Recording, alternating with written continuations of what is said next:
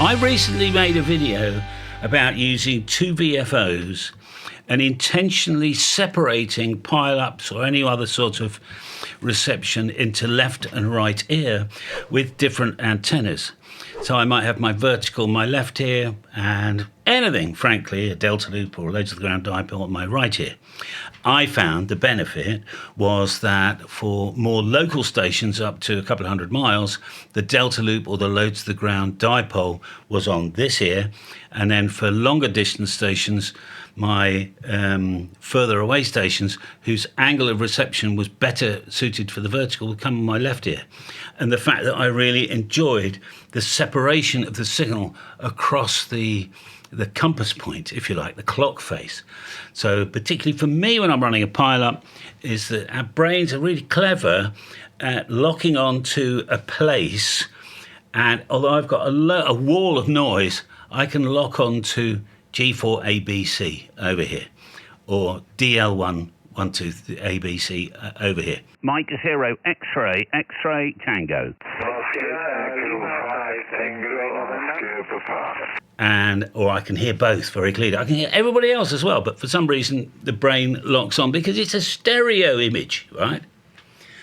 And a couple of clever clogs said in the comments, diversity reception, it's not. Diversity reception is exactly the opposite, right? Similar technique. Multiple wavelengths apart, two antennas. And I just did a search on Google for diversity reception. And this is indeed the first hit I got.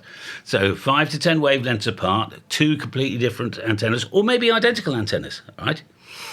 Coming to two radios and then mixing it into an audio, a single mono audio. So diversity was originally discovered, I suppose, by engineers, because you got to remember 100 years ago, or slightly less, we had military, we had marine traffic, commercial traffic, telephone calls, and all sorts of things using single sideband sometimes, or AM.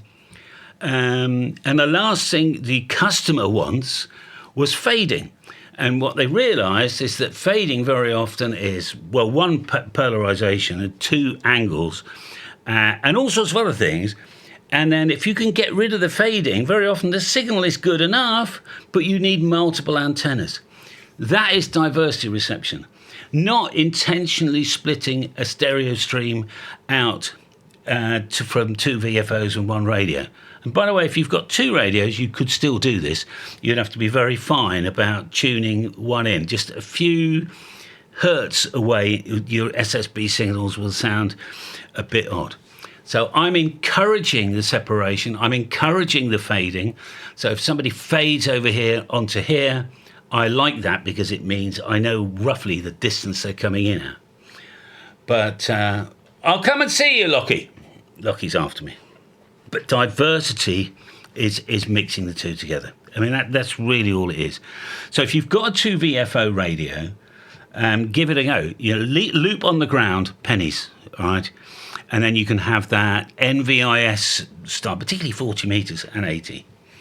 And you put a big vertical or something on your other ear. And all of a sudden, the world becomes a stereo image.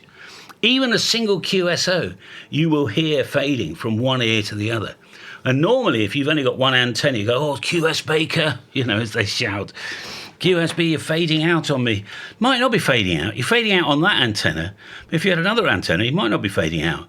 And some people on my stream have heard it. People have gone from one ear to the other, because if they're watching the live stream, they've got their headphones on. It's like, whoa, he's gone like this. Mike 0 X-ray Tango. Now, diversity reception in that would have been fantastic, because it would have balanced it all out, and you would have never known there was fading there in the first place. All right, so go and enjoy that. I'll see you next time. Bye for now. All the best now.